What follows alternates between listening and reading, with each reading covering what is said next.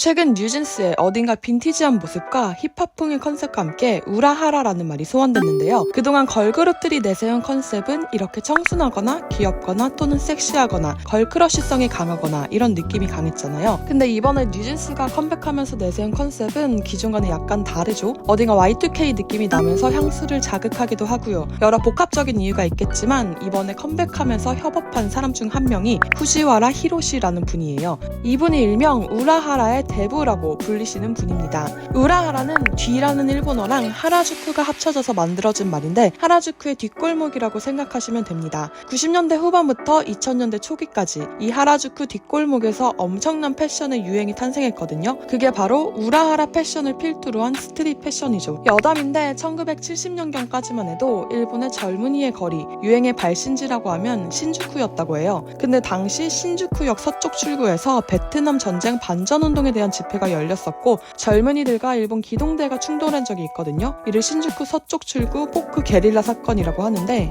이를 계기로 신주쿠보다는 시부야와 시부야에서 이어지는 하라주쿠 방면으로 젊은 문화가 이동하게 됩니다. 그렇게 하라주쿠의 거리로 젊은이들이 몰렸는데 당연히 자연스럽게 이 일대의 임대료가 비싸지기 시작합니다. 하라주쿠 메인 스트릿인 다케시타 거리와 오모테산도 언저리의 부동산 가격은 뛰었고 임대료가 비싸져 자신의 가게를 낼 수 없는 젊은 주인들은 하라주쿠 뒷골목으로 몰렸습니다. 하라주쿠 뒷골목의 소규모 인디펜던트한 브랜드들이 조용히 가게를 차리며 우라하라는 시작됐습니다. 지금 이 영상을 보시는 분들 중에 90년대생이거나 그 전에 태어나셨고 일본 문화에 관심이 있으셨다면 이런 사진들을 보신 적이 있나요?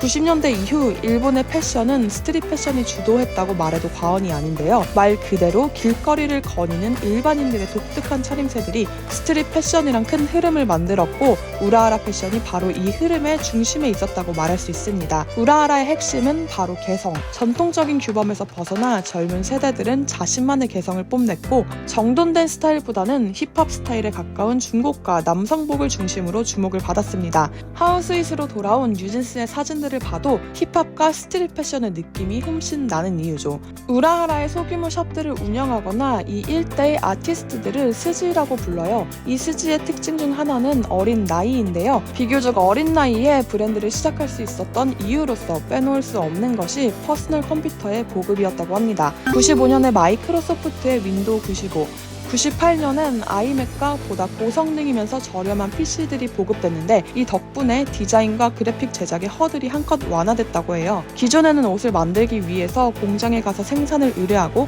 시방서를 써서 샘플을 만드는 등의 작업을 해야 했기 때문에 어페럴 업계에서의 경험이 없으면 도전하긴 쉽지 않았다고 합니다. 이 흐름이 95년을 기점으로 바뀐 것인데요. 많은 스트릿 패션 브랜드의 초기 제작 기법은 티셔츠 위에 맥으로 만든 그래픽을 프린트해서 붙이고 태그를 받고 자신들만의 아이템으로 발매하는 시기였습니다. 기획, 생산의 경험이 없어도 일본 문화 복장 학원 등 학교에서 배운 지식만으로도 의류를 생산할 수 있는 사회가 온 것입니다. 사실 90년대 일본은 어떻게 보면 젊은이들 중심으로 새로운 문화랑 붐이 나오는 시대적 전환기였어요. 아무로나미의 등장과 함께 미니스커트의 통굽 부츠, 태닝 피부로 요약되는 일명 아무라가 사회 현상으로 이어졌고 이는 갸루 패션에도 영향을 줍니다. 이 갸루들이 바로 시부야 이치마루큐에 모여서 갸루 성지를 형성했는데 고갸루, 야만바 등 다양한 갸루가 나오면서 이렇게 시부야 등지에선 갸루 패션이 성행했다면 바로 옆인 하라주쿠에서는 우라하라를 중심으로 한 스트릿 패션이 유행을 합니다.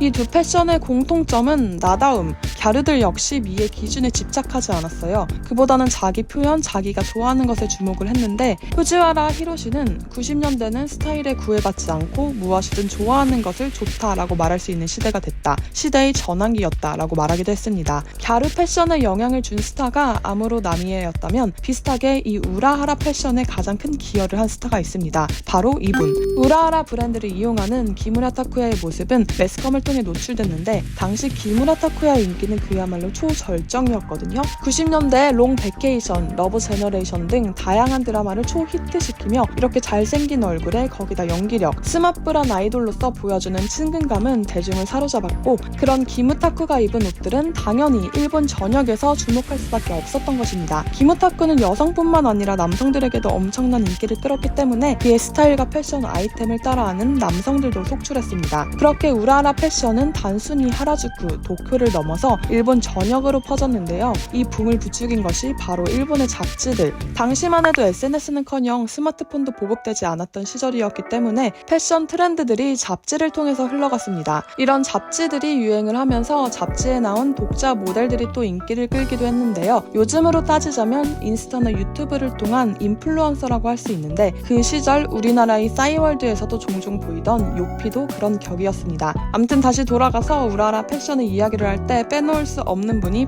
바로 후지와라 히로시, 일본 스트릿 패션계의 대부입니다. 후지와라 히로시는 1964년 미에현에서 태어났는데 어렸을 때부터 펑크록을 좋아했어요. 그래서 20살이 되자마자 펑크의 중심지인 런던으로 떠납니다. 그게 1982년도였죠. 런던의 한 초밥집에서 후지와라는 자신이 인생에 지대한 영향을 주는 인물을 만나게 되는데 섹스피스톨즈의 매니저인 말콤 맥라렌이었습니다. 음악이 좋아서 무려 82년도에 런던까지 온 후지와라였잖아요. 근데 막상 맥라렌이 그에게 해준 말은 지루한 런던에 있지 말고 뉴욕으로 가라 라는 것이었고 행동력 하나는 남달랐던 후지와라는 곧장 뉴욕으로 떠납니다. 그리고 거기서 만나게 된 것은 막 태동하고 있던 힙합 문화였는데요. 힙합에 심취한 그는 동부를 찍고 서부의 음악이 어떤지 궁금해져서 이번엔 캘리포니아로 향하게 됩니다. 캘리포니아의 해변가를 흥겹게 거닐던 중 후지와라의 인생을 바꿔놓게 되는 또 다른 한 사람을 만나게 되는데 그게 바로 숀 스투시. 바닷가에서 자신의 사인이 프린팅된 서핑보드와 티셔츠를 팔던 숀 스투시는 후지와라에게 자신이 만든 티셔츠를 선물로 주면서 일본에 팔아달라고 부탁을 했고 이 바닷가에서의 만남이 스투시가 일본에 상륙하고 어쩌면 지금처럼 스트릿 브랜드를 넘어 유명 브랜드로 자리 잡는 역사를 만들게 된 것입니다. 일본에 돌아온 후지와라 히로시는 스투시를 런칭하고 힙합 DJ를 하기도 하며 도쿄 중심가에서 여러 인맥들을 만들었는데 함께 어울리는 스즈들의 무리 중 하나였던 스케이팅과 함께 자신의 첫 브랜드인 굿이너프를 탄생시킵니다. 이 둘은 힙합을 베이스로 한 서핑, 자전거 모터크로스 등의 문화를 융합한 컬렉션을 만들었고 특정 일시에 한정 수량만 출시하는 이른바 드롭 방식으로 마케팅을 했는데 이게 대중에게 먹히며 늘 품절 사태를 일으켰습니다. 굿이너프를 성공시킨 후지와라는 하라주쿠 뒷골목의 신규 브랜드들의 성장을 돕기 시작합니다. 그렇게 나온 게 베이프, 언더커버, 더블탭스 네이버 후드 등이 있죠.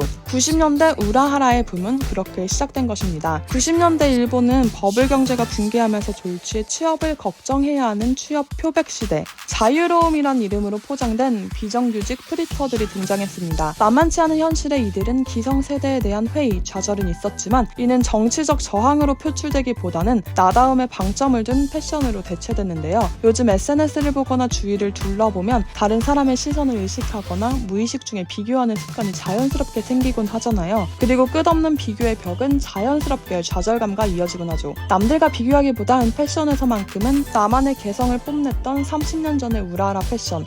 어쩌면 30년이 지난 지금에도 그 가치가 빛을 발하는 건 단순 외적인 치장에 그치기보단 그 안에 함축되어 있는 가치에 방점이 있지 않을까요? 오늘의 영상은 여기까지입니다. 오늘도 영상을 시청해주셔서 감사합니다.